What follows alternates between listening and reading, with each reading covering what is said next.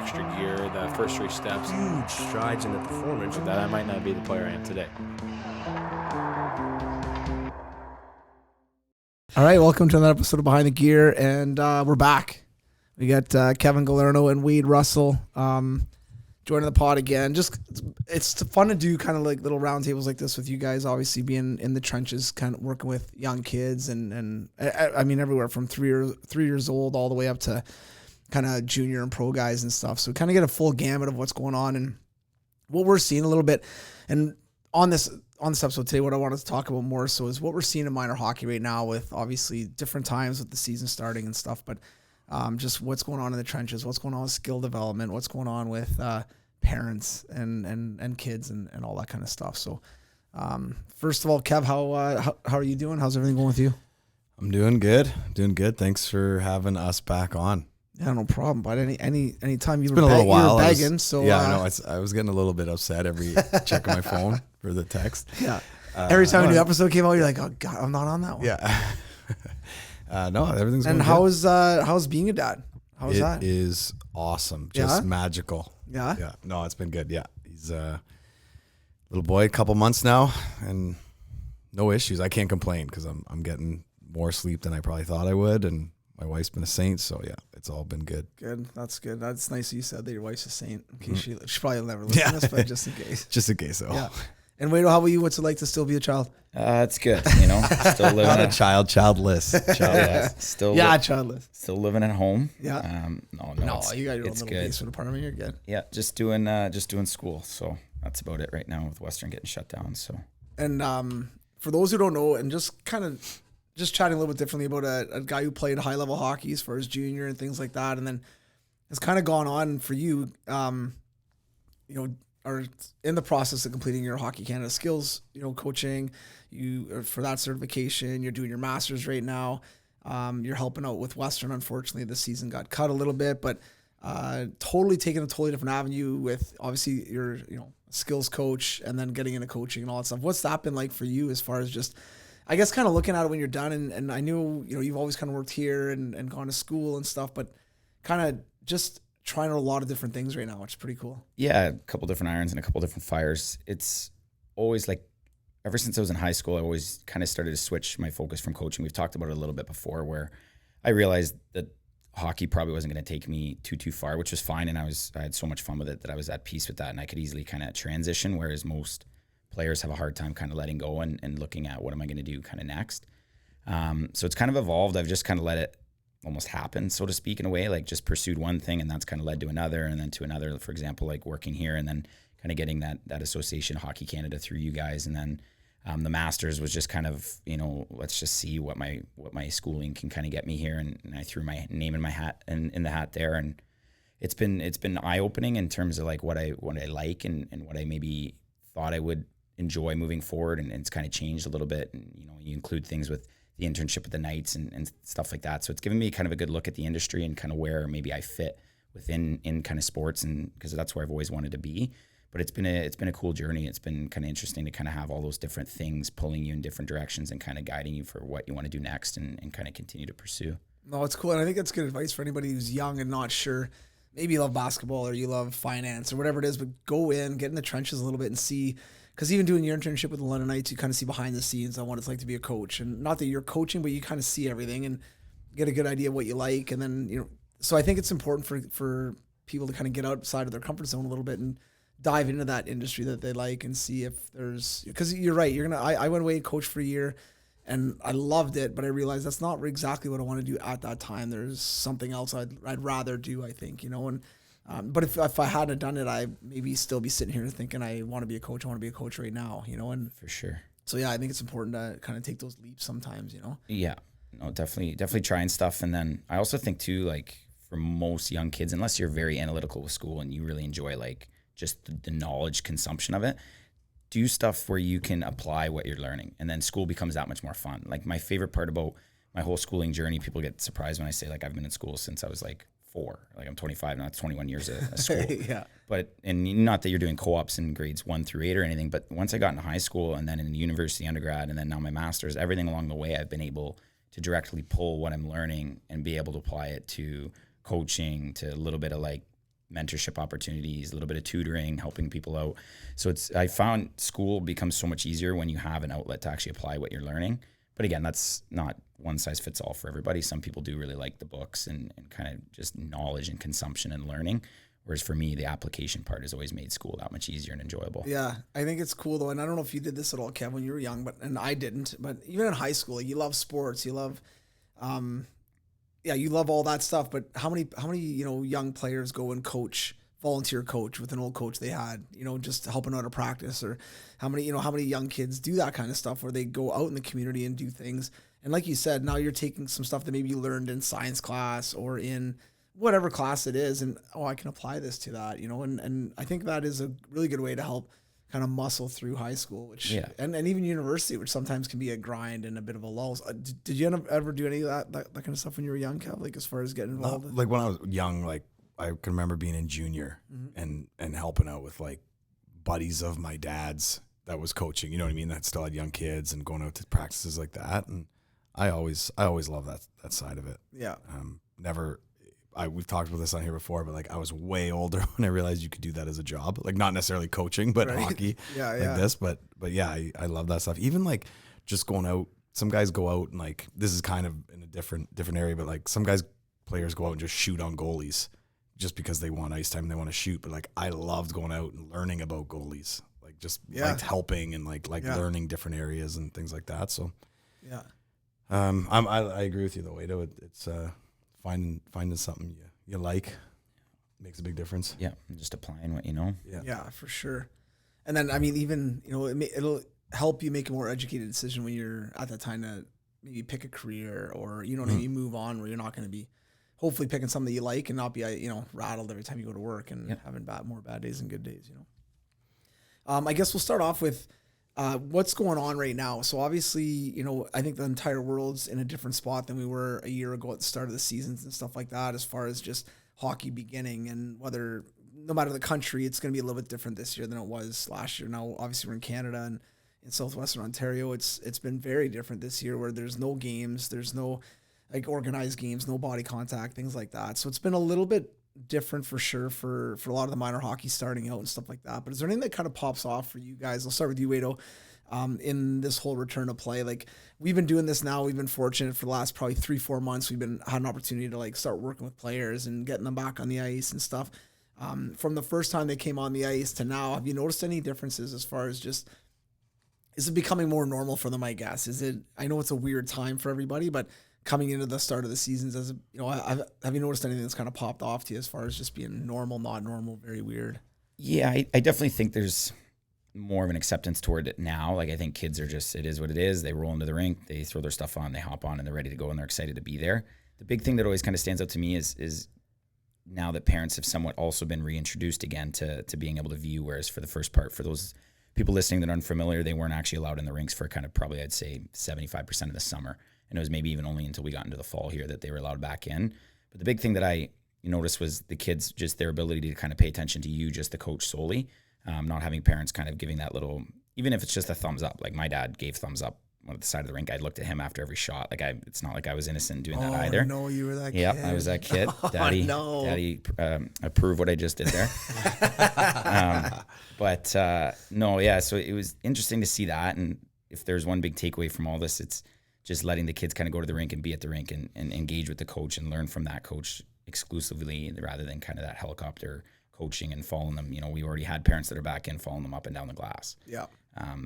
From the little foot bubbles that mark you're 6 meters apart or 2 feet apart or whatever it is, they're moving from bubble to bubble, trying to find their little spot to wave to Jimmy or whatever. So, but that would be the big thing. I totally agree. I think when we first started here in London anyway, you couldn't have parents in the rink, which it was like that in a lot of other places as well. And some of the kids, no effect, doesn't matter. They're good with parents in the rink or out of the rink, doesn't matter. But some of the players, like drastic difference on them learning and understanding and listening when their parents were not at the rink, not watching them. And then when parents got reintroduced, to your point, I think, and you put it really lightly, but I mean, we were just on the ice last week together, and I remember after the session, I'm like, man, did you see some of the parents? And we were rotating players into small stations with small groups, social distancing, obviously, and making sure we're following all the rules. No, but And then you got parents just walking, from one east corner to the west corner to the, it's just, you can see the entire rink from one Is that spot. necessary? Yeah. Like, Why do you need to be standing right on the glass behind? And then unfortunately that little player's looking at their parent a lot, kind of like Waito did, looking at their mom or their dad a lot, and you see it now with coming back to all this. So some of the parents like coaching their kids from the glass when you're standing there trying to coach the kids, not helping anybody, frustrating the coaches a little bit for sure. And then not helping the kid. The kid can't focus on two people at the same time. So yeah, it's a bit of a mess. So I'd agree with you. I think that was one thing that was, and as a parent, like selfishly as a parent, for me, I love watching my kids play. I like watching them run. I like watching them play with their friends outside. But I dropped my kids off many times and just let them go to the rink with another group, and I'd walk out of the rink. And not easy. It sucks. I understand why they're doing it, and he's gonna be okay. It's hard not watching him, but man, at the end of the day, it's fine. You know what I mean? But it is what it is, and you just kind of roll with it, right? But I think it's been a process. Obviously, like you said, I think it's become a little bit more normal now as far as just getting dressed in the parking lot and coming in, wheeling in and stuff. And what about you, Kev? Is there anything kind of pops up for you that any kind of like normalcies or any kind of changes that you've seen over the last couple months of getting started with just kind of more skill development camps in the summer and then getting into the season? I think first, like I'm with you guys, and even on your point there, like for some of the kids, it's good for them. They're coming in their own. They're finding out what dressing room they're in on their own. Their skates are already tied. I've never seen so many wheelie skate guards. Those are the best things ever right now. Sick, Kids can come in on their own. Get a pair. With an association right now, other than the U6s, no parents can even walk in. Like where we are, parents can come in, tie skates, and then leave, watch a couple minutes at the beginning, a couple minutes at the end. The other association, like they can't even come in the rink. It's amazing. These little guys, now they don't have their equipment in their bags because they're dressed, which is awesome. So they don't have to carry them. So they come in full gear. They got their helmet on, done. They wheel their little skate guards into a chair, take them off, and then go on the ice and then put them back on and wheel out to the parking lot. These little 8-year-olds are like being so independent. You know what I mean? Following the rules, following the arrows, not getting too close. Like it's amazing. It's so good for them, I think. Like even just a little takeaway like that. But the other side to look at it, and you kind of mentioned like when kids first got on the ice, and especially because there was no parents, like how excited were they? I remember how excited they were. Just happy. They didn't care. No pucks. Backwards skating the whole time. They didn't care. They just wanted to be on the ice, and it was amazing, you know. And I think now there's it's like hockey's a novelty in Canada because we have so many rinks, so much ice time. You're on the ice sometimes like anywhere, certain teams at 2 or 3 to some 5, 6, 7 times a week. And I think it's getting back to that. Like I think there's a different mentality for young kids to old and all the way up to like junior kids. Like I think it's a novelty again. It's like, no, it's a rite of passage. You just get ice time. And I think there's a difference. Like kids were so dialed in at first. And I don't mean dialed in like, just like I'm going to the NHL. They were just like listening because they were so excited to be on there. And now I see a big difference like 4 months later in kids that are just used to being on the ice all the time. And that's just a different way to look at it. Like I agree with what you guys said, but a big difference I see over the last couple months. Well, and I think it's getting long, right? And there's no end in sight. You come in for the off season, maybe you got, you didn't have a good season as a team and you're out early. So, you've got 5 months of off season, which sucks. That's long, but there's an end date to that, right? And right now we don't have an end date for the minor hockey players playing hockey, the minor pros, the juniors, the pros. Like we don't have any end date. So for them right now, they know potentially they're going to play in January, but realistically, and we're just skill guys, but think about coaches. It is a tough time for them. Like there's no carrot for them to dangle in front of like even young guys or especially older players. Like, hey, work hard at practice, do the little things. And in a game, you're going to get more ice time. You're going to get special power play. You're going to play well at the game and there's no carrot. Just doesn't matter how hard you work, how much you pay attention. You're just coming out to practice again in 2 days and you're getting the same thing. You know what I mean? You're getting just as much ice or whatever. So there's no carrot with the games as much as we're in development and I think practice is massive.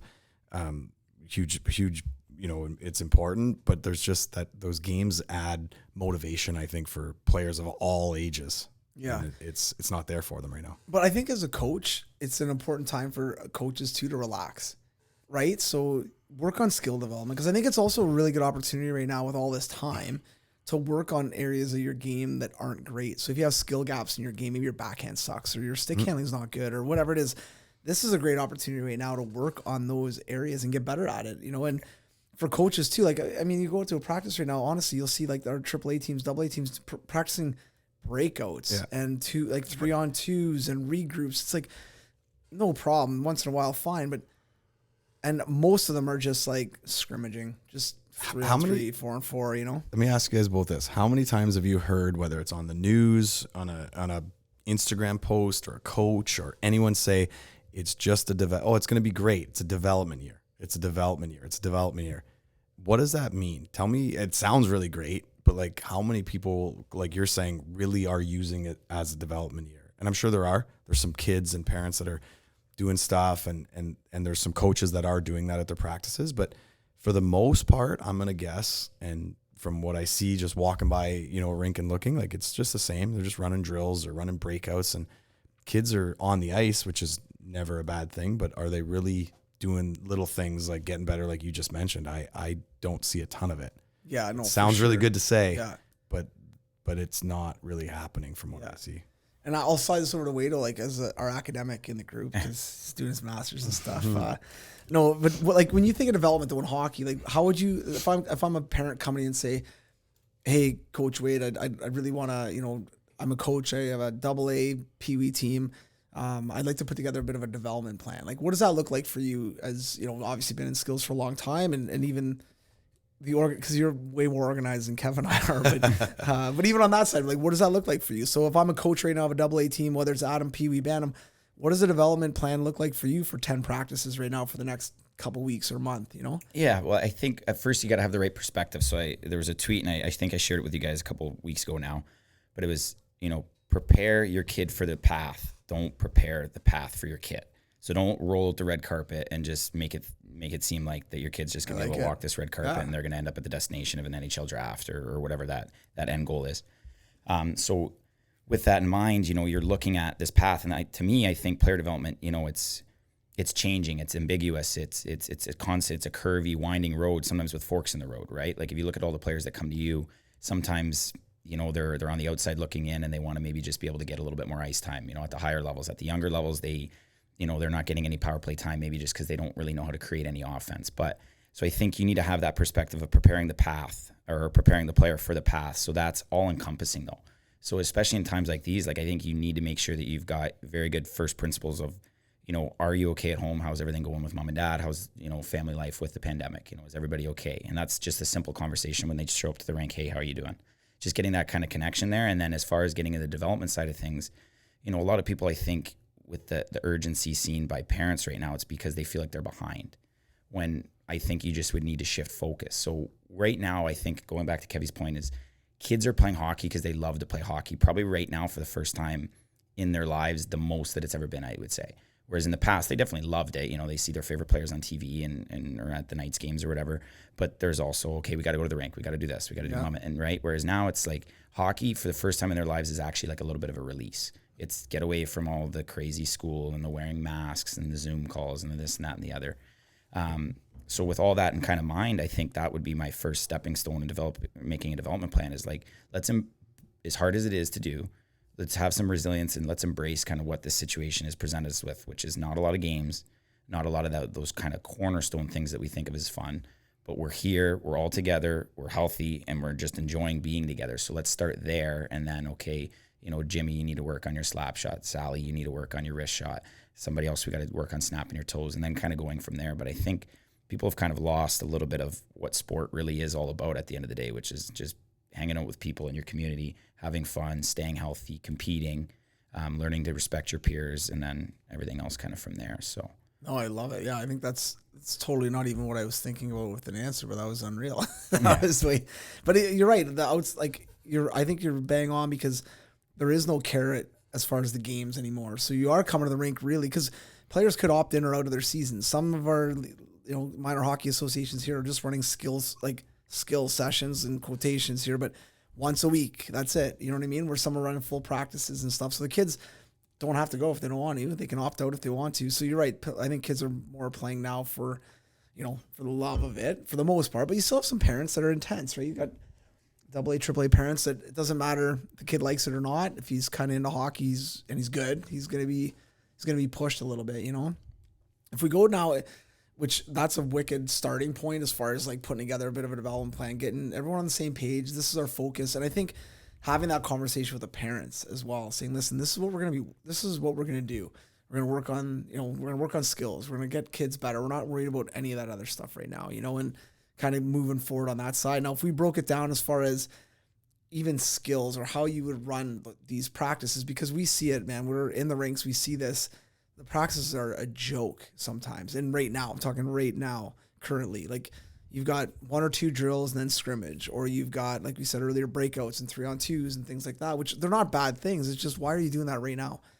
You know what I mean? It's like doing sprints for the season in September, October when it's, April and you're bagging yourself sprinting at the track. That doesn't make sense. You need to have a bit of a plan on when you're going to implement the things you're going to do to get yourself ready for the season or whatever, right? And right now we don't have an end date, so there's not really a way to set up that plan perfectly yet. But at the same time, so what kind of stuff would you set up, Kevy, for just, hey, this is kind of a bit of a plan on the skill side of what we're going to do for the on-ice stuff? Well, it depends what age you have, what caliber you have for sure. But to your point on like guys working on breakouts, like, and you could have a team of 8-year-olds, 9-year-olds, and maybe you're working on breakouts. Okay, that's not, maybe it's okay, but some of those kids can't stop. They can't open up for passes. They can't pass. They can't skate with the puck. So if you are going to do that, let's make sure they can do the skills first that they need to be able to do to work on a breakout. Totally, if you're a coach that's just like hell bent on the systems, that's your specialty, whatever, at 8 years old, is that necessary? I don't know. But then let's make sure they can do the skills. So first of all, you need to assess your team. What is your team as a whole? Like, what do you want them to do? And then you need to assess all the players. And I know most of these coaches, they have full-time jobs. I'm not saying that you're going to put 20 hours a week at like, watching video and just like breaking down. But really quickly, you can break your team into a couple little groups where you got this little group that's like, hey, they move pretty well. These 3 or 4 kids, they move pretty well, but their puck skills are really, really weak. So hey, there's a couple kids I really want to focus on their pucks. And of course, all the kids need everything. Like they need everything. But these couple kids, hey, they can really shoot the puck, but they don't stop very well. They don't use their edges very well. Great. They're in so you got them in little like pockets. And then when you go to practices, maybe you break them up and you can help them with some specific skills that they want above and beyond just like helping all of them get better, but I think it's really important to find what the kids on your team need the most. And if you actually use this time as a development time, like everyone keeps saying, like those trigger words, then when you have a date that's like, hey, December 1, we're going to start games. January 1st, we're going to start games. Okay. And then like you said, when the season with the sprints, like you're like, hey, season's coming up in a month. Now we're starting our sprints. Well, now the season's we're a month away. We're 4 weeks away. We're 5 weeks away. Okay. Let's start some system stuff. But the systems that I want to work on, these kids know those skills. Yeah. They're better at those skills. So really important to assess what the kids on your team need. And that applies to every, even let's call it, again, in quotations, like a normal year. Are you trying to win a Atom championship, or are you trying to move a couple of your kids on from, house league to whatever, to rep, or, you know what I mean? From AA to AAA. That's it. We've talked about this. That's a successful year. So help your kids get better. And if we win, that's great too. But right now, just try to let the kids have fun, not make it boring, but help them with what they need to get better. Yeah, I know. And I think even if, especially at the younger ages, like you look at, let's say competitive hockey is going to be that U9, U10 and up, right? But you look at those age groups, especially those younger ones, so the U9, U10, U11, U12, and if you just worked on skills the first month, even on a regular season, just skills, just edging, carrying a puck, turning with a puck, crossing over the puck, passing, shooting, all this stuff. You work on all that stuff, not even worry about breakouts. You'll probably, maybe take your lumps a little bit at the start of the year, potentially, right? Because some teams got a little more structure or whatever. But man, over time, like by the second half of the year, or, I think you'll see massive changes in your team. You know what I mean? And I don't think kids need a ton of structure as far as like a perfect breakout or learning how to forecheck a 1-2-2 or whatever. I don't think that's important at the young ages. I think it's important to get them better, to your point, and try to move them on. The kicker though is, we all know coaches that they want to win. Like that coach wants to win, and to me, that's a big disservice to the team. Because you'll see kids get sat, you'll see kids get benched, or you'll see kids ice time get cut, or you see practices be a complete waste of time because that coach wants to win. He's practicing the power play at one end, and the other kids are throwing pistols around the ice and firing. You know what I mean? Just working on slap shots at the other end. Like, it's just. So I think you gotta. And for anybody right now, I think you gotta have a plan. I think that's the biggest thing is have a. It doesn't have to be crazy. You can sit That's down the on big a thing, napkin like- and set up a bit of a plan on what you want to do. Let's say someone's listening right now and you say, hey, set up a development plan for the next, I don't know, 6 months. Maybe we're not playing games. Yeah. I would be like, That's a lot. That's a lot. Yeah. Like, I'm not going to lie to you. That's a lot of work. Well, let's not do that. Let's come up with 2 or 3 things we want to work on for the next 3 weeks. Yeah. And just have like a loose outline. Like, it's not, you don't have to be the best hockey player and play at a high level to come up with a plan. You've watched your son or daughter in these teams for a couple of years. Yeah. Like, can they not make passes? Well, then there's a way to start. Can they not stop when the puck goes behind them? Can they not stop and go back and get it? Then there's some skating skills to work on. You said carrying the puck when they're turning. Great. Like, and we keep kind of relating it to young players, but the same thing can be applied to older players, like junior players at this time, or AAA bantam players that are fairly high skilled. Like, what do your players not do very well? Do you not, you've coached some, maybe you got a coach, it's their 3rd year with these players. They took them from major peewee to minor bantam to major bantam. And you've got a little bit of turnover, but a lot of the same kids. Well, what have you done well? What have these kids and this team done well over the last couple of years? And now those coaches are probably a little more experienced. They've been around a little longer, so they know even more. But what have they not done very well? Well, we've statistically always been at the lower end of the league in scoring goals.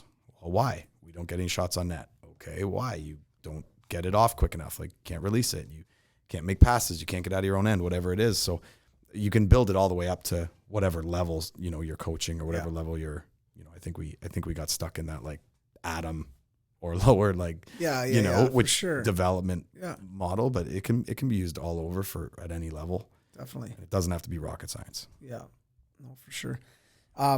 Switching gears a little bit from that to skill development. So just thinking about pure kind of skill development, because I think when everything started to come back to return to play and stuff like that, it was in the summer basically, and there was no teams running aside from some spring teams or some summer teams or whatever. But so there's a lot of skill development. There's a lot of dads renting ice. There's a lot of skilled coaches out there running ice or renting ice and running programs and things like that. I'll go to you first, Wado, and even on social media and all the stuff that we see, what's your take on what you've seen overall as far as, social media? Because I have my opinion about it, which I'll speak about in a sec. But kind of what's your take on what you've seen even physically in person? Because there's a lot of skilled coaches that we have in our area as well. But and then also on Instagram and stuff like that. Are we trending the right way as skilled coaches? Are we trending the wrong way? Are there things we can kind of do to shape that up a little bit, you think? I definitely think it's getting a little bit inflated in the sense of, I think everybody's trying to recreate the wheel with what they're doing. And it's not so much the amount of people doing it, because I think there could be a lot of value in a lot of those people collaborating and really kind of working together to kind of have a uniform development system here locally and in this kind of area. But I think at this point, it's because of the Instagram element and because how easy it is to run a business on that side of things, that it's become very much just kind of keeping up with the Joneses, having a lot of flash. And then you add in kind of some parents who really, I do think, are well-intentioned and really want to provide the best that they can for their kids, which involves, looking at monetary, financial kind of considerations, as well as location, and then just affinity. How much does their kid like certain programs or whatnot? But I think they often kind of will get drawn to certain things that kind of look really good. But then when you actually peel back the layers of it, they aren't very well thought out. They aren't very structured. They don't have that kind of plan, that long-term kind of vision in mind for who that athlete is that they're working with. It's just very quick hit, kind of ticking off a bunch of boxes, and then away you go. The Instagram thing I could go into for hours, just with the kids' Instagrams and stuff like that, about them having brands at 5 and 6, 7, 8 years old and sponsorships and stuff. I think it's absolutely unbelievable. I think if there is any value, it's a neat way to maybe interact with the sport right now, because there isn't a lot of opportunity to interact. It's just a different outlet for them at their age. I also think it's maybe possibly a good way to develop a healthy relationship with your kid about social media, potentially, But I think there's so much more that just goes back into it that, we're promoting social media in kids, which we know isn't very good for their confidence and their self-image and things like that. It's become more of sticks and tricks and it's very convoluted. It's not about what development has always been, which is, teaching kids how to play the sport of hockey. So I think there's a lot of different things that go into what's kind of going on with the skill development landscape right now. When you say like 5, 6, 7, 8, 9, 10-year-olds that are endorsed and stuff like that, are you talking about like young kids hawking, like basically hawking product on Instagram and stuff? Because you see that like swipe up, use my promo code, and the kid's like 6 years old. Yeah. Which no 6-year-old that I know has the ability to go and find on Instagram how to sell products or on the internet. Like that's impossible for a 6-year-old to figure that out, let alone a 5-year-old or under. And even 8, 9, 10, they don't have a credit card. They don't know how to set up payments. You know what I mean? So who's doing this? Right? Yeah. Mom and dad are setting this stuff up. Like, oh yeah, buddy, we'll sell a bunch of these hockey sticks or this hockey taper, which, okay, fine. But now you're basically pimping your son or daughter out to put them on a whatever ice sheet or, whatever it is. Right. So I totally agree with you. I think but it's also, my daughter loves this these YouTube pages of basically a family acting out fake skits. You know what I mean? Like it's just their life, but it's so fake and complete trash. I lose it. I try to reason with a 6-year-old. I'm like, why are you watching this? I get so angry because some mother and father are standing behind this camera, like doing a fake opening a gift, doing a fake birthday party, doing a fake, oh my God, somebody took my pillow off my bed. Like, and this whole, they write out skits. And they've got 80 million hits. Like they're doing okay. You know what I mean? So on both sides, you're like, that's disgusting. That's gross. I have a hard time with it. But on the other side, like you're making a lot of money doing this potentially. And you know what I mean? Like, who knows how this all ends at the end of the whole thing. Yeah. But so is that kind of what that's a real long way for me to ask a question, but that's kind of what you mean though, right? Because there is a lot of that going on right now. Yeah. There's young kids that are a little bit influential in their circles, in their community, are online a lot, are tagging everything, are up with it. And again, I don't know if they're doing it or their parents are doing it, but they're getting endorsements, man. Some of them are like selling products online. Some of them are getting free sticks or free tape or whatever it is, right? Yeah. And like most of them do say parent assisted, which is good. Like, again, like I do think there can be some value in you're taking a little bit more control over introducing your child to social media, which maybe in the long run can pay off well. Because from when I grew up, it was like the wild, wild west. Our parents didn't know what it was, how to control it, what parental assists even were. Yeah. Some of the stuff the kids my age were doing on there is wild. So I do think can be some long-term value there. Again, I do think it is an interesting way to keep kids engaged with the sport right now when, again, you can't go to a Knights game, you can't go to a Leafs game, you can't go watch this team or you can't go to a pond right now. Like, so there is very minimal avenues that you can engage with the sport, but it's just like they're commenting on all these other videos and it's perfectly written. It's not at a grade 4 reading level. Yeah. I'll tell you there's punctuation is perfect, capitalization is perfect. Yeah. And then it's just, it's not even the kid's account anymore. It's just 100%. your account that you're branding and marketing your kid. And that's just what I don't understand. Yeah. I have a couple pictures of me on the internet. Like I don't even like having 4 that I have on Instagram on a locked account. Yeah. And it's just, you're pumping out 700 photos of your kid just all over the internet. And totally. And I think if we get away from the kid aspect of it, I think there's a lot of really cool stuff on the internet, like just hockey and social media. There's some really cool stuff. There's some nice, cool stuff that you can watch.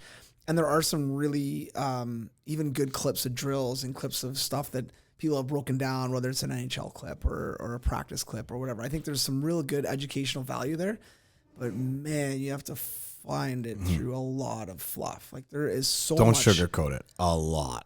It's kind of gross, some of the stuff people are posting. And then some of the drills I see on there, I'm just like, what is this? And the drill might be a progression of something else or, layered on top of something else, which is fine. And if they'd explain it, that would make sense. But the way the drill is just thrown out there, it's like, what is this? This is ridiculous that anyone would ever do this. Now, if you said, we got to this drill by doing this, or this is why we're doing this drill because we're working on this and this, okay, maybe I can see it, right? But some of the stuff, I'm like, what are you doing? Why is your player spinning away from the puck here? Why is your player not even looking at where they're, doing something? Or why are they attacking whatever it is? You know what I mean? It's like, it makes no sense because it's not explained. So now parents watch this like, this is amazing. And how many times, I guarantee it, do skill coaches who aren't very good see stuff on the internet and then go and Oh. I'm doing this tomorrow. This Instagram post, I'm going to try this out. I'm going to flip this net over, put a sheet on it, and I'm going to slide some pucks under it. And I'm going to have my guy spin on his knees and whack it as a one-timer. Because it happens a lot in a game, right? Yeah. Like, and that's whenever I'm doing drills or whatever, and I'm sure there's some drills I've done that people look at me like, what is he doing? But I try to have a purpose to why we're doing it. There's never just like we'll start here with the puck guys sitting on top of the glass or whatever it is. You know what I mean? Like, it's got to be a purpose of why we're doing it, and it's got to be game applicable. It's got to be something that starts in a game, or there's a play in a game. This is why you're getting the puck off the wall, or this is why the puck's in the middle of the ice, or whatever it is. You know, and I think it's important to explain that, number one, to the people that you're working with, so the players understand why you're doing it. And then if you are going to post, please explain why you're doing this. Like, why are you having players jump over a 1 foot barrier in the slot? Like, are you jumping over legs a lot? Does that happen a lot in a game? I don't know. Like, I don't think so, but you know, so it's the amount of fluff is crazy. And have you been down any nice rabbit holes in the last little bit? Yeah, for sure. And I think the other thing about that is, like, you're seeing some of that stuff with NHL players sometimes jumping, and they're NHL players. You know, you're having your 8-year-old do what the 1% is doing. So just, you know, when I that was a broad, probably didn't put a lot of context in that, but I just think when you watch some of this stuff and you can almost make sense of it. Like, I've done this, like, watch this 30-second awful skill drill with this player doing 20 different things that you're like, oh my, and taking one of them. Yeah, like, yeah. Oh, hey, I'm going to do that one, that one cool. part of it. I'm going to throw that into drills. That's what good coaches, good skill guys do. You steal stuff, right? Yeah. Come up with your own, but you steal a lot of stuff. Like, hey, I'm going to take that one little thing. Let's just not take that one little thing that Patrick Kane is doing and try to get our little guys to do that just like he did, because he's pretty good. Just make it work for the type of player you have. Yeah. You know, make it make sense for them. But because there is good stuff out there, and I'm definitely a pessimist. There's way more bad than there is good, but there's some okay stuff out there taken in context. And like you said, the big thing is find a way. It's not that hard. There's a lot of crazy game situations that happen. You can make it fit what you want. You just got to find that game situation that makes it make sense. Yeah, definitely. Even for players, like, it's not just the skill guy, but for the player to understand. Yeah. Hey, a really, really little guy. Hey, I know you keep stopping that way because it's the way you like and you're better at it, but you got to stop this way because the puck's over here. Yeah. You know, and then an older player, like, well, why are you trying to one-time that when it's not your one-timer? You know what I mean? Whatever. Yeah. Just making whatever the player is, make sure it makes sense to them and why it would work in a game or why it wouldn't work in a game. Yeah. No, definitely. Now, we were talking a little bit off the air, and I had a chance to listen to it with Elliot Freeman on 31 Thoughts.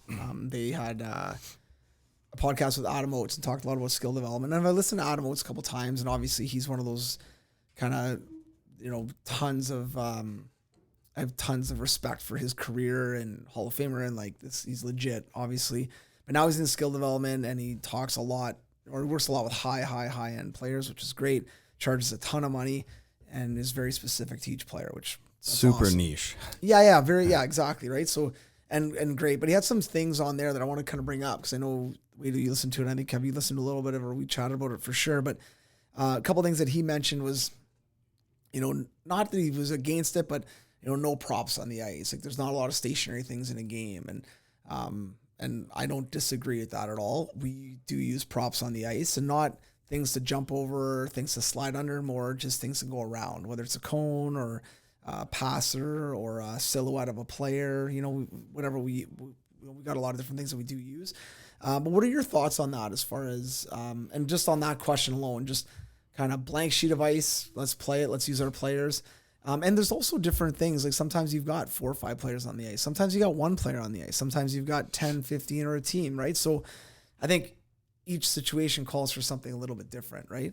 So when you're thinking of skills, it could be with a whole team. It could be with 1 player. It could be with anywhere in between, right? So, but what are your thoughts on that, Wado, Yeah, context obviously matters. The group size, age, what their prior experiences with any type of coaching or teaching or anything like that, what their goals are, what do they want to improve on, what position. There's a lot of different kind of strings attached to all that. As far as the toys part, I think it's funny because when you say it like that, get the toys off the ice, basically everything you put on the ice then is essentially a toy, right? So it's tricky to kind of navigate that. I just find there is a lot of use of things that are counterintuitive. So like stick handling through things that are on the ice that are placed, a foot and a half off the ice. Are your hands probably going to get a little bit better in stick handling through and around those, a little more precise? Absolutely. Where's your head the whole time now? Down. Yeah. So that's my biggest issue is the intent, the purpose, and, for lack of a better word, like the theory behind like, why are you using something? Like I like our red cylinders because they're tall and it forces the player to actually look at the cylinder and be aware of where it is in space. Do I agree that having that be a one-on-one situation with a real live defender is probably the most ideal scenario? Absolutely. But if we're working on just executing a move that day, I can't have another 7-year-old standing there trying to stop that other 7-year-old from making that move, because that's also counterintuitive. Yeah. So it's finding that balance between, having props that maybe allow you to facilitate more reps, a little bit more of a scenario or a situation, but then also at the same time still being able to work on that detail, that core focus of that day. So I think it's finding that balance really is what matters the most. But thinking about it, again, like you guys, what we've said the whole time, like just think about what you're doing and why you're doing that, right? Yeah. So. No, exactly. And I think too, sometimes when we're like, I'll use sometimes like a cylinder for anyone who doesn't know, or a tube, whatever you want to call it. It's like a big checking pad, basically round, stands up. It's probably about 4 feet tall, and you can put sticks off the side of it. But even for that, like I'll put it down low in the corner so a player picks up a rim that has to make a pass. So they pick up the rim and then they got to look under a stick, which will happen in a game. Yes, it's not moving, but at the same time, they got to have their head up. It's tall enough that you can see it. You're not looking down at the ice. And then you're looking for, little areas or spaces. And I totally agree with you. I think if all your sessions all have, let's call them toys or props on the ice, right? That's a little bit tough. I know for us, a lot of times we'll start with them. We'll add, we'll have a couple of those for warm-ups and a couple of drills, and then we'll take them off the ice, and then now we'll have a player add some pressure. We'll have, or a coach will add pressure, or you got to read off a coach on where to go if you're going high or you're going low, and trying to make it more creative for the player, obviously, to read off of other players, which would be more game-like. But I think it is important to progress, obviously. You don't want to always have just cones out there, because we see it now, too. A lot of players are really good at going around cones in practice. Wow, that kid's sick. He just put it under 4 sticks and 3 pucks, and he's unbelievable. And then you put him in a game and his head's down all the time, or he has no idea where other players are, right? So there's a fine line there for sure. And I think it is important to use a certain amount of things on the ice to start, and then obviously progressing, as you get going. What's your view on it, Kevin? I totally agree with you guys. And the other way to look at that is like, let's go back to that coach that has, a month or 2 months or 3 or 4 or 5 months right now to, at this development season again. And he's coached these teams last year. He coached the same group last year, right? And he's got the best shooter on his team.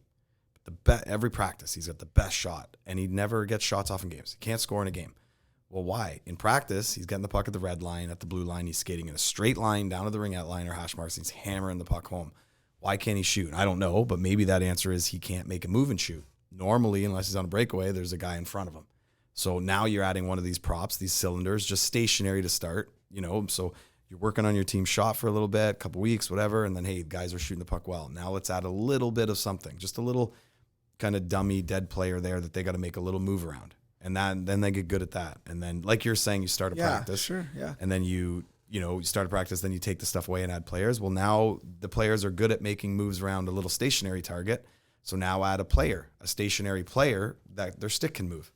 You know what I mean? They can move the stick towards the player to give them that. Now then they get good at that. And now you're adding a player that can actually move when you move. And you're increasing the level of difficulty basically for that player and making it more and more game-like, as you go. And I think that's how a player is going to learn. So I think they're hugely beneficial if they're used the right way and if they're used with a purpose. Yeah. I think just throwing out 8 cones or 8 obstacles in a row and saying 8 moves and then go down and shoot on an empty net from the hash marks, or you know what I mean, doesn't make sense always, but just making sure there's a purpose and it's functional is it, not to mention more fun.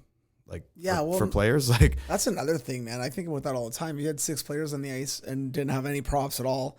You could do a ton of drills. It would still be great. You can add the players as obstacles, whatever you're doing, but it is kind of fun to go around certain things or make a move on something and take a shot, and I asked goaltenders about this too. I said, are you okay with this, 4-foot cylinder or this 4 foot. We have other things that are silhouettes of basically a player in hard plastic. But are you okay with this? Being in front of you. Do you like it? Like, yeah, I like it way better because it's more realistic. They're not just coming down and snapping it from the top of the circle straight up.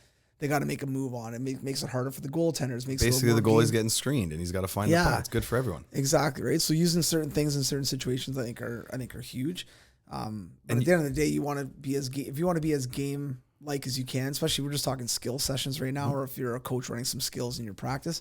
So the only way to get as game like as you can is to have moving pieces, right? You're gonna have players moving or defending or adding pressure to players or whatever that is, right? So and you mentioned Adam Oates, and I'm sure this is gonna be a hot topic or hot button issue. Like, trust me, a guy that played whatever he played 1,000 or 1,500 games, I'm certainly not disputing anything that guy says. He's more knowledgeable than all of us, but he's also working with what you said, Wade, like the 0.001% of hockey players in the world, like the best.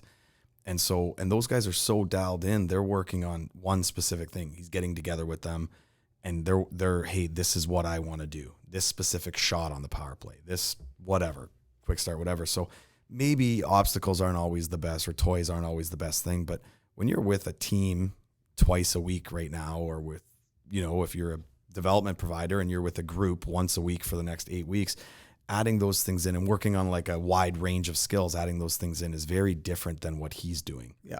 And I think, I don't know because I haven't talked to him, but I think when he is referencing get the toys off the ice, he's talking about that Instagram stuff. We're talking about where they're hopping and jumping and 8 cones in a row. That's what I think. That's what I hope he's talking about. Yeah, but I also think like Adam Oates is a guy who's got a tremendous amount of credibility. He's got a tremendous amount of confidence. He's also like got an ego to him. He's a little bit of, I got the secret sauce. I'm a little bit better skill coach than most guys. I've got all these guys that are coming to me, which is good for him. It's great. But for any other skill coach out there, I don't think what you're doing may not be wrong. Can we all get better every day? 100% we can. Can Adam Oates get better? For sure he can.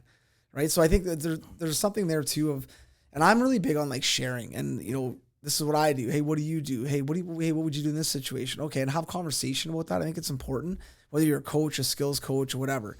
And I don't have a lot of time for skill coaches that don't want to share because, well, it's kind of like, that's what I do with my guys. Like, okay, honestly, so I'm not into that at all. I don't like it. I'm not saying he's 100% like that, but even on the interview I listened to is very much like, didn't give too much on, just want to come and vent about how Instagram skill coaches sucked and, and kind of how he does it, and he had some really good points. He had some stuff on there. I was like, oh man, this makes a lot of sense. But I think for skill coaches out there, I think it's just thinking, like when you go out to run a skill session, we've watched a bunch of skill sessions in the last 3 months.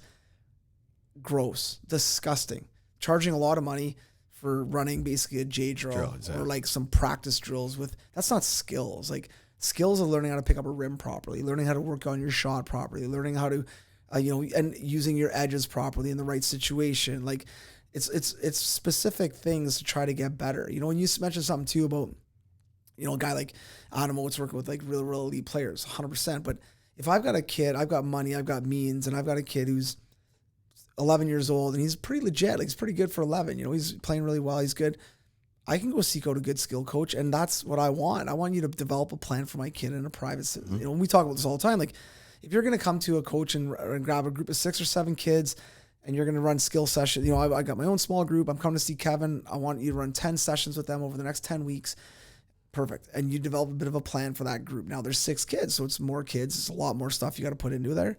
But if I come to you and say, I've got 1 kid, I want you to work with them for 10 sessions on privates. These are the things I see. You let me know what you see, but let's put a plan together on how we can get better at cutting to the right side, how we can get better at scoring goals in front of the net and have a better stick, how we can get better at wall play, maybe 3-4 things.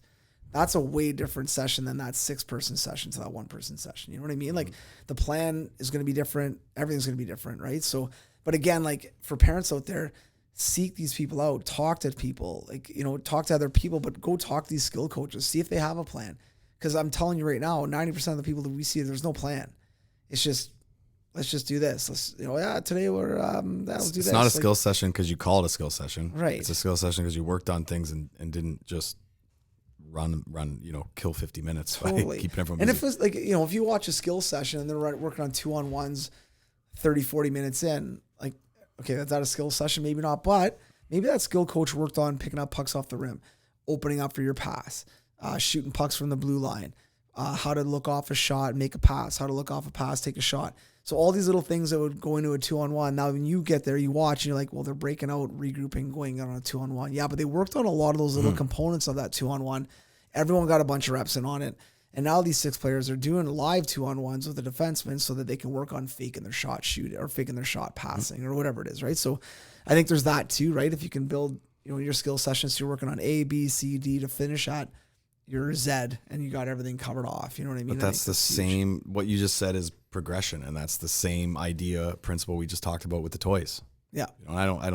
Toys, whatever the word is, whatever you want to Called call them. props. Oh, sorry. Yeah. But that's the same principle. Just have a plan, Yeah. and now you said 30, 40 minutes, which the time can change, but like 4 minutes in as your warm-up drill, probably not.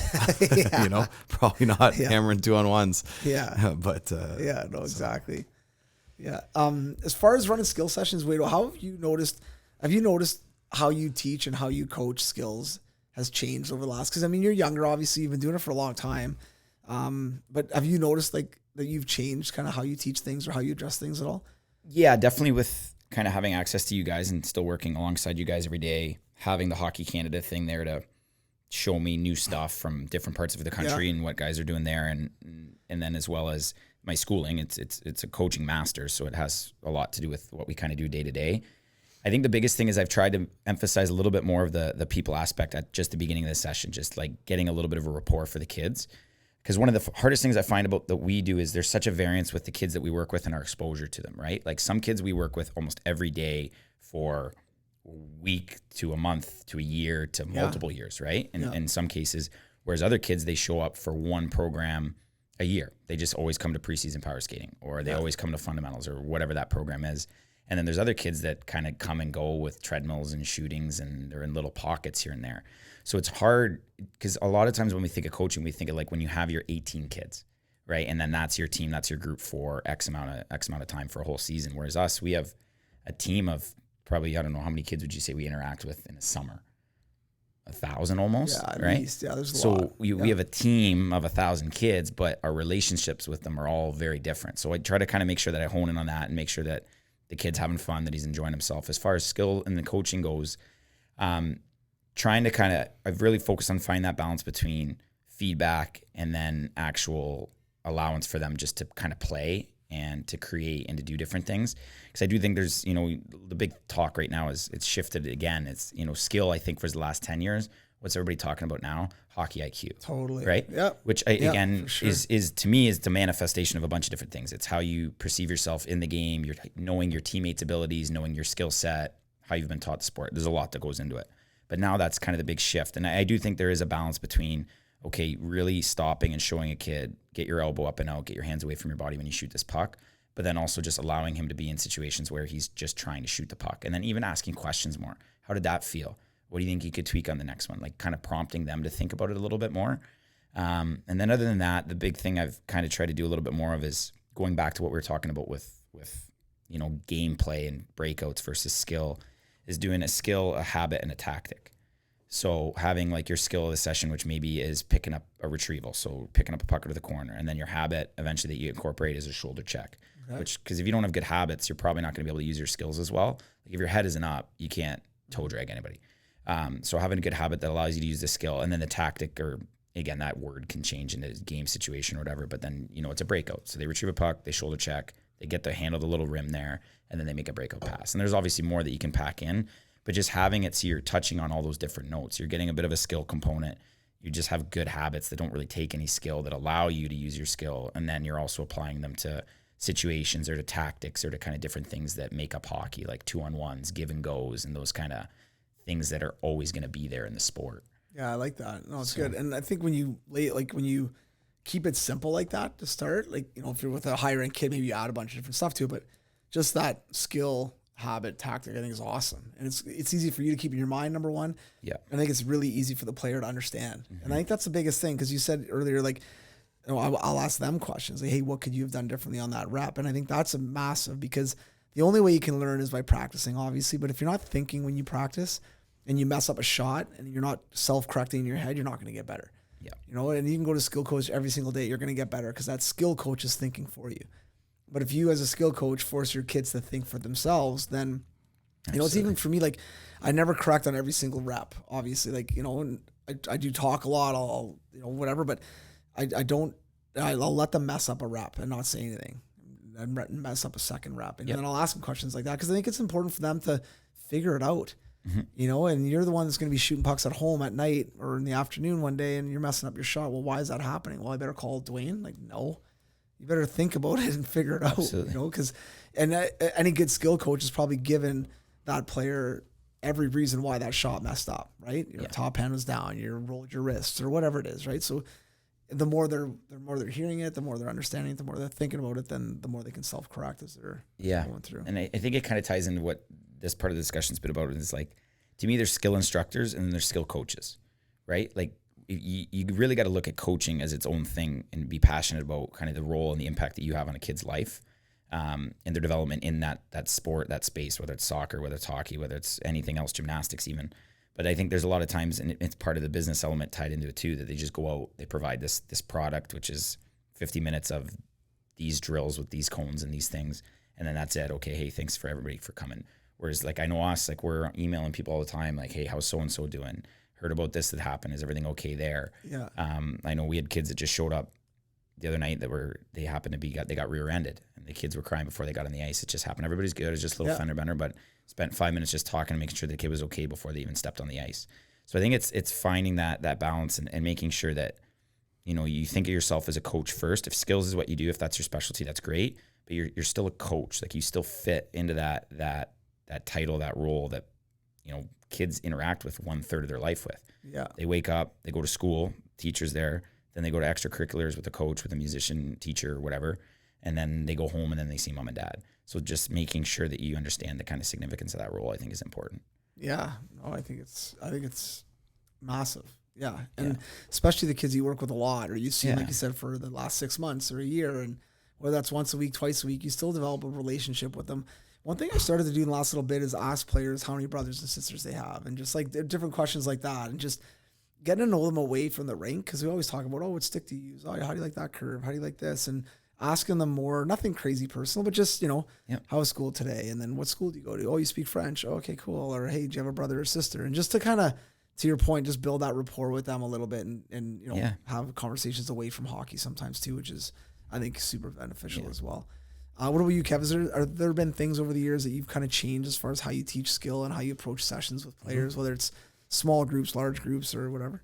So many things. It's crazy when I look back, like how I was teaching 10 years ago, or instructing, or doing certain sessions, whether it's privates or big groups, not right now, but like big groups of 40, like so many. And I'm sure you would both say the same thing. Just to key in on like one of the, you know, whatever X number of things I do different. Like, I think I'm way less literal in terms of like teaching technique, you know. And I think when you're young, there's one, you know, single leg pushes if you're working on skating is important, because those young kids got to use both feet. But like with older kids, technique can be very, very different for everyone. The way you skate, the way you shoot. Look at the difference between the way Ovechkin shoots and Crosby shoots, like very, very different, you know. So I think adapting a little more to each player, like especially for the older players, you know, for those junior age players and those high level like AAA players, like they're gonna have different body types and they're gonna have different styles of play. But just and this would be probably more applicable to like small groups and private sessions and stuff, and just trying to be way more focused on the game skills, and maybe not always as the X and O, you know, where the X and O technique is going to be the same for everybody. Yeah. And trying to find the way to take all that X and O's and apply it to a game situation a lot quicker. Yeah. I don't know. That was probably kind of not the easiest to understand. No, but I think it makes sense, because I'm the same. Like, I used to teach a snapshot the certain this way. is the way you did it. And now there's like so many other ways. There always was, but so many other ways guys shoot pucks. And I'm like, whoa, wait a second. Okay, so now I'll see a kid shoot and I'll work with his technique a little bit, you know. And skating, same thing. Like, I was talking about this the other day with somebody, but I'm way less dialed in on the exact perfect technique of that player's skating. It's more about, can he get there or not? Is he efficient? You know, I look at major things like, is he kicking his heels up, or his arms going side to side? Is her head bobbing all over the place? Are her knees bent, or whatever that is, right? And then try to make that a little bit more efficient, a little bit smoother. But man, she's pretty quick, and she can keep up the pace of the game. So yeah, maybe she has to work on quick feet, or maybe she has to work on getting quicker starts. That's fine. But then, okay, now when you get there, to me, the most important thing is, okay, can she get there or not? Can he get there or not? Yeah, okay, now when you get there, what are you doing? Are you winning that puck battle? Are you getting body? Are you know what I mean? Are you playing? Are you protecting the puck? Those are more important things to me than how nice she or he looks getting there. You know what I mean? Mm-hmm. So I think to your point, like, yeah, it's changed how I do it too, as far as just, I'm not so concerned about how great the pass comes off the stick. Is it flat? Is it hard? Does it get there? Okay, let's go. And tweak little things, obviously. Sure. But yeah, and quick starts are such a trigger word. You know, everybody, doesn't matter if you're the fastest person in your team or league, you want to be quicker, you want to be more explosive. That's such a tricky one. Shooting can be done on, like, a lot of it on the ice and in your garage, whatever. You can change some habits, but I think, and this is a question, like, but quick starts have a limit to how much faster you can get on the ice, especially at an older age. Like, you can have the most perfect technique in the world if you're not explosive off the ice, you know, and you're not able to open your hips the right way, or you're not able to do certain things with your body. There's a limit. So let's say you have a pro player and you have a junior player that's like, I need to be more explosive. I'm going to make the jump from junior B to OHL or minor midget to the OHL, whatever it is. I got to work on my quick starts. Okay, well, definitely technique's going to help. But if you don't be more explosive, you know, a nice change your eating habits, which is a nice way of saying, you know, maybe get drop, more fit. Get more fit, then it's going to be tough. So there's a give and take with, like, the technique matters, but also what are your other habits? It's not, I mean, look at the NHL 30 years ago. You just showed up to camp and then you got in shape and then you were good at hockey. Now you're doing it all year, 24/7. You know, you're looking at what you're eating, how you're sleeping, what you're doing, like, all it applies now. If you want to start to really make a change in the way you do things on the ice, especially with speed stuff, you got to look at what you're doing off the ice. Yeah. So that was a roundabout answer, but yeah, it's a loaded question, man. That was a tough one. And I think that was perfect. But I think, like, the way that skill development's gone in the last bunch of years to now is way different. Like, I focus way more on awareness now than I ever did in the last year and a half, of just being aware, shoulder check, and looking at your blind spots. You know, like, things like that to me are way more important than how quick a kid is off the takeoff. And you look at guys, you know, that are new age players or playing the new age, I guess, maybe a little bit older school, but like Pavelski, not very fast, very effective. Perry, not very fast. He had a really good year this year. He's kind of gone up and down his career, but I mean, not a great skater his whole career, but got 50 goals. Like, he's legit. He had a really good playoff again this year. Like, these guys find a way to make it work. You know what I mean? So now, what's the most important skill in hockey? You got to skate. You got to be able to skate, you know, but it's not the emphasis on that, on the technique. It's, can you get there or not? And if not, let's tweak it a little bit. And to your point, like, we had players, you know, in the last couple of years that are good technically or getting better. Their quick start technique's good. It's like, buddy, it's genetics, man. You just haven't grown yet. You haven't puberty yet. So just wait, be patient, keep working at it. But when you get bigger and stronger, you'll be fine, you know. And sure enough, one of the boys is a junior player now. When we saw him this summer, like, holy man, he looks good. Yeah, like, he's winning races now and stuff. And his technique was always good. He worked his tail off, but now he's getting stronger. And so for a lot of the players listening or parents listening, it's getting a good off-ice program. That's a whole other topic we can talk about, but there's so many different facets that go into hockey, right? From sleeping properly, which I think is a massive one that's overrated and no one talks about, but sleeping properly, eating properly, working out properly, getting proper skill development. You know, we have kids right now skating 8 hours a day or 8 hours a week. Like, what? Like, 8 hours in a week on the ice, that's a lot. And how many of those hours are just complete waste? You know what I mean? Just getting through it. So, so those are things that, like, you know, as a parent, just making good decisions that way and making sure that if your kid is elite and he wants to get better, whether he's Adam, Pee Wee, whatever, and he's dialed in, he loves hockey, that's what he wants to do, I think make sure that you're, you know, searching out the right things to do if you don't know, you know, and I think that's really, really important. And I think a good way to do that is find good hockey people, you know, find good hockey people aren't trying to sell you something. You know, we had a young boy come up and talk to me about, I'm going to maybe go, I've got this agent that's looking to represent me. And, you know, he's talking to me about, you know, trying to get me good, you know, NCAA scholarship, whatever it was, right? I'm like, okay, cool. Yeah, and he asked me to play in a couple of spring tournaments that he has, and I'm like, okay, how much are the spring tournaments? Well, like $700 each. I'm like, this guy wants to represent you, but he's charging you like $1,400 to play. Like, tell him that this should be free if he wants to represent you that bad. Like, so looking at the whole picture, and these parents would have bought, they would have paid it. Yep. And, you know, so it's looking at the big picture and just really like being educated on your decisions. And I think that's, you know, a huge thing, but finding good people that you can rely on and trust and talk to and stuff, you know. Absolutely. It's huge. Well, listen, we'll probably end up doing a round 2 on this for sure, because I think there's a lot of different stuff that kind of goes into this stuff, and you know, skill development's constantly evolving. But I think at the end of the day, I think you said me, wait, but no one's reinventing the wheel. Like you know, the wheel is hockey. It's getting better, it's getting faster, but it's not anything that's you know still win the sport the same way. Right. 2-on-1s, you beat guys. Yeah, mistakes. You know where to like, be. Yeah, Like F3, like you're good positioning. You're cutting the ice. Like the game hasn't changed. It's gotten a little bit. The high performance aspects has evolved it in a way, and the way players can use their skill sets. But you still win hockey games doing the same stuff. totally. I'll leave you guys with this. I'll ask you guys one question. I'll hit Wado first. Who do you love watching right now in the NHL? So let's say over the playoffs or even last year, whatever. Give me a player or two that you love watching, and doesn't have to be a Toronto Maple Leaf because you're a Leafs fan. And why? What are some of the reasons why you like that player? Elias Pettersson on Vancouver, just because I think he is that new age player where he just possesses a ton of skill set. He's willing to throw his head around fakes. Like he's a little bit more animated and a little bit more of that Instagram type.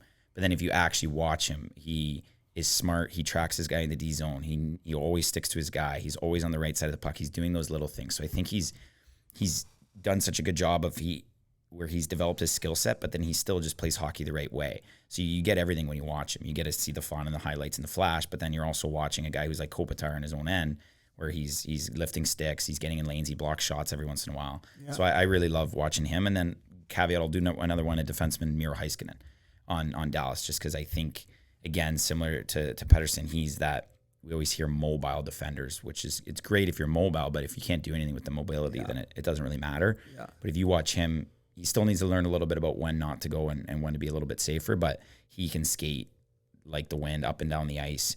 He's not scared to go to his backhand as a defenseman, which is fun to watch. He'll drive wide on his backhand side. So I think those are two young players that are really good at putting together the skill stuff that a lot of kids are interacting with now, but still playing the game the right way. Like they're not utility players. They're not Thomas Vanek power play guys. Like they're good hockey players, but they have incredible skill sets. Oh, that's good. Kevin, what are you? Those are my players.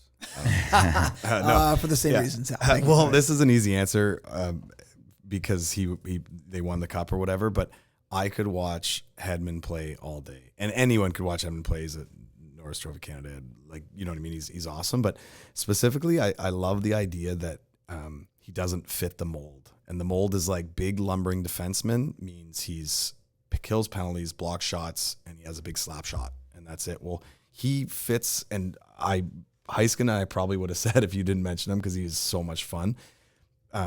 Maybe not as flashy. Now I say that he also, like, you'll know this. He almost led the 9 or 10. Yeah, goals, I say crazy. Not flashy, which no one I don't think remembers any dangles, but but a lot of his goals led. are just like going to the net, driving the net, or shot from the point. And it was actually Wado, the hockey nerd, was like had a YouTube video pulled up like the last week, and he was like watching. He was taking like half slap shots.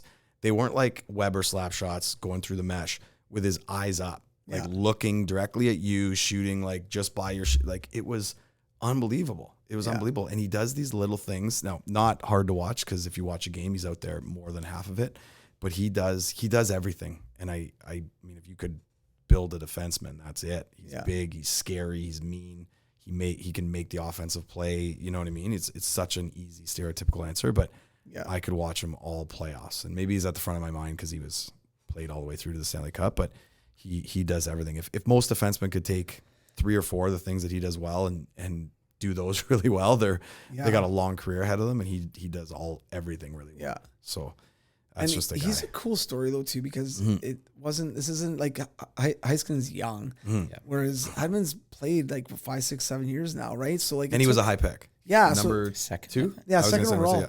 So it took him, he was always a good player and got in the, played in the lineup and stuff like that. But like, took not to say he couldn't have been in Norris last year, or the year before. Like he was legit in the last couple of years, but he's still getting better and better. So for any players out there, it's patience, sense, right? It's learning, it's getting better. It's not everyone can be Cale Makar as the most dominant D in your second. Like he went 3-4 years, mind you. He was in Florida where they don't get a ton of coverage, but where he was good.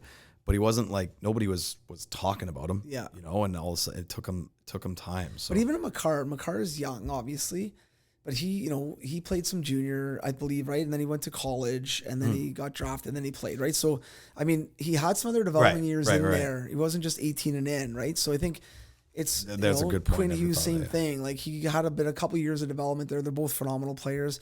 It's not easy to step into those big leagues, whether you're going from midget to junior or you're going from junior to pro or whatever it is. Like, so be patient. And sometimes you need some time, and that's okay. Just to kind of, get your feet wet, figure it out, learn new skills, learn what's going to work at that level and not work at that level, right? But yeah, those are some great picks for sure. Do you have one?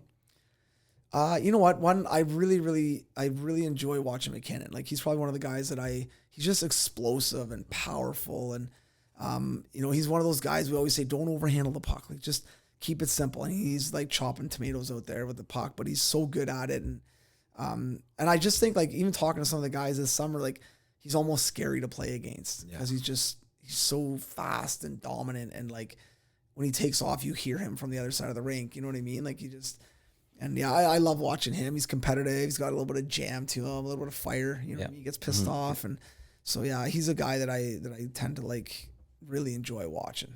He's been fun. And unfortunately, because they're a bit West Coast, their games are late. You don't get a chance to catch a lot of their games like live, I guess. But he's a guy I'll probably tune into a little bit more even next year for sure. And he's a guy that is a good example of like, yes, he's just fast. He goes in a straight line around the rink, as fast as anyone, but he uses his speed the right way. He moves laterally. He goes from fast to slowing up and then fast again. Do you know what I mean? He's watching and then he takes off. Like, I think there's a bit of a misconception about speed where you just got to be fast all the time. Right. Well, if you go out there and go 100 miles an hour all the time, whether you're McKinnon or McDavid, like your shifts are gonna be 12 seconds, first of all. You know what I mean? Like these guys are fast because they're in the right places, they get a chance and they're gone in a second. And then they're fast for that play, but they do a really good job of being fast at the right times. Yeah, but I also think too, speed is an asset, right? And if you're fast all the time, 100 miles an hour all over the place, you're not hard to defend. 100%. Once the guys match your speed, they can figure it out, right? A defenseman, they can figure it out. Yeah. But when you're changing speeds all the time, you're looking stuff off, you're cutting quick, like that's all these elements that add such a more difficult person to stop, right? It makes that player way harder to play against. So for guys like McKinnon and McDavid, these guys, like they can cut, they'll slow up a little bit, they'll do little evasive moves to free up space. So yeah, that's the stuff I love about him is he's powerful, but he's also, change directions quick. He'll cut east-west, no problem. Like he's not afraid to do anything, right? So it's, they're definitely fun to watch for sure. All right, boys. Well, thanks a lot. And we will be catching up again soon. Yeah, thanks for having us. All right, boys. To